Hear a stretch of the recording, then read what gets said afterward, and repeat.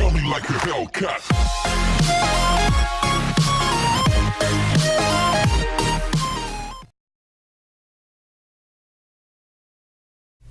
Hello boys and girls, welcome to my channel. I'm Nvida GT and today I have here Rise 2 that was developed by Milestones and they're using their in-house engine. So Milestones are the developers of MotoGP, Ride 1, Valentin Rossi, MXGP, WRC, Sebastian Vettel, so you know, all those games that usually don't receive a good score at all. It receives a reasonable score, and it seems that Milestones keep up with that type of games that usually don't score as well as it should. But either way, this is the only game that I know that is making great bike games. Great more and less, but rather acceptable, let's say this way. Okay, so I'm playing the game at 720p. All the settings are on the minimum possible with exception for the textures. I'm using high quality textures and track textures set to 2 GB of VRAM. So it means that we are maxing out our VRAM to enjoy at least the good textures, and all the rest is at the bare minimum. I tried to load the textures to see if I got any improvement in performance, and the difference is just 1 FPS to a big trade in texture quality that makes the game look rather bad without it. Okay, so I will let you enjoy a little bit of gameplay. If you want to check the results of the frame rate without recording, you just need to check the description of the video or press the green rectangle on the upper right corner, which will take you to the sequence of the video where I talk a little bit about performance and some details. Okay, so that's all. Hope you enjoy the rest of the video and hope to see you soon. Goodbye.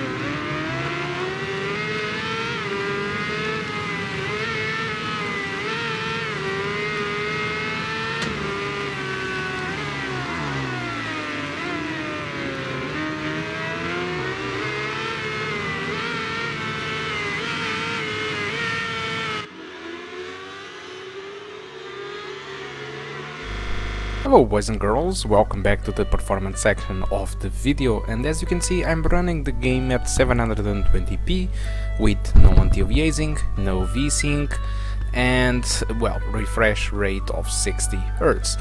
Going to the advanced, I did use the track textures to 2 GB and I was using high resolution textures. So if I reduce the track textures and the high resolution textures, I just earn 1 FPS, which is not benchmarked in here. So the benchmark in here is exactly the settings that you've seen before, so high resolution textures, 2 GB track textures, and the rest on the low I got a minimum of 24, average of 31 and maximum of 38.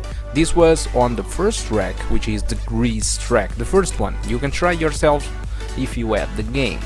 So if we go to the Macau track, which was raining, the story is a little bit different. So the minimums are 20 and the average are 29 and the maximum at 41. So we can see that most of the track was running between the 20s and the 30s, which is it's a little bit hard to accept, especially in a racing game like this, where running lower than 30 FPS is not well accepted. But either way I could play that, but it was not a thing that I would recommend. Looking to the consistency, we can see that 46% of the frames will be lower than 30 FPS and 10% of the frames will be lower than 25 FPS. Not too good. But looking to the other stuff, your RAM usage was set to 2 GB, RAM usage to 3.4 GB of RAM usage, which is a good news if you have only 4 GB of RAM in your laptop. CPU usage was between the 30s and the 70%, and the GPU usage, like always, was maxed out. So that's all I want to talk about right too. Hope you did enjoy this video. If you want to support me, just like it, share it, subscribe, or disable adblock if you want to provide me, well, some little money, let's say that way, okay? Thank you a lot for watching, hope to see you soon, goodbye.